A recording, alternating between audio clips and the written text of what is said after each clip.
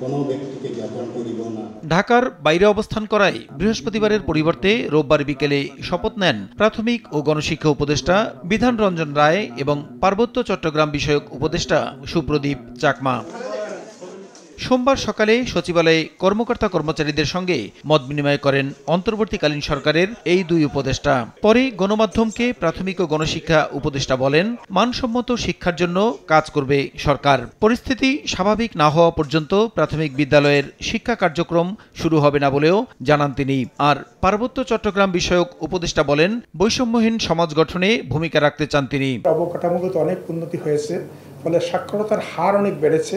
আমাদের শিশুরা বিভিন্ন রকম শিক্ষা প্রতিষ্ঠানে যাচ্ছে, কিন্তু এই মুহূর্তে যেটা আমাদের প্রয়োজন সেটা হচ্ছে মানের উন্নয়ন করা, সকলের অধিকার পুনঃপ্রতিষ্ঠা করার জন্য। আমরা যদি অনুভব করে থাকি ডিপ্রাইভ হচ্ছে, সেটাকে রিকনস্ট্রাক্ট করার জন্য।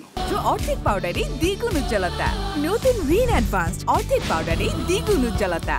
এদিকে শিক্ষার্থীদের আন্দোলনের মুখে আওয়ামী লীগ সরকারের পতনের পর দেশের বিভিন্ন স্থানে সনাতন সম্প্রদায়ের বাড়িঘর, মন্দির ও ব্যবসা প্রতিষ্ঠানে হামলা এবং অগ্নিসংযোগের ঘটনা নিয়ে সংশ্লিষ্ট কর্মকর্তাদের সঙ্গে বৈঠক করেন ধর্ম বিষয়ক উপদেষ্টা। এ ঘটনার তীব্র নিন্দা জানিয়ে ক্ষতিগ্রস্তদের তালিকা তৈরি করে তাদের অর্থ সাহায্য দেওয়ার ঘোষণা দেন তিনি।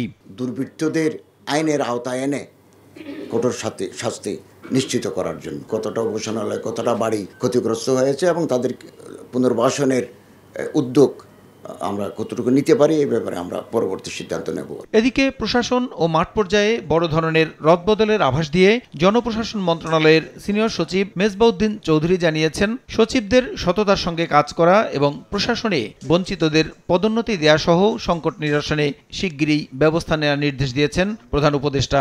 মন্ত্রণালয় বিভাগগুলোকে ফাংশনাল করা, এটার জন্য যেন যে কাজগুলো সচিবালয় পর্যায়ে বা দপ্তর পর্যায়ে নিষ্পত্তি করা যাবে সেগুলোর জন্য নিষ্পত্তি করা হয়। স্বচ্ছতা এবং এটা হচ্ছে সংবেদনশীলতার সাথে কাজ করা, এটাকে গুরুত্ব দেওয়ার জন্য তিনি নির্দেশনা দিয়েছেন। 15 আগস্ট জাতীয় শোক দিবস পালন করা হবে কিনা এ ব্যাপারে প্রধান উপদেষ্টার সঙ্গে বৈঠকে আলোচনা হয়নি এবং এ ব্যাপারে কোনো নির্দেশনাও আসেনি বলে জানান তিনি। আমরা কোনো নির্দেশনা পাইনি। প্রসূন আশিস, সময় সংবাদ, ঢাকা।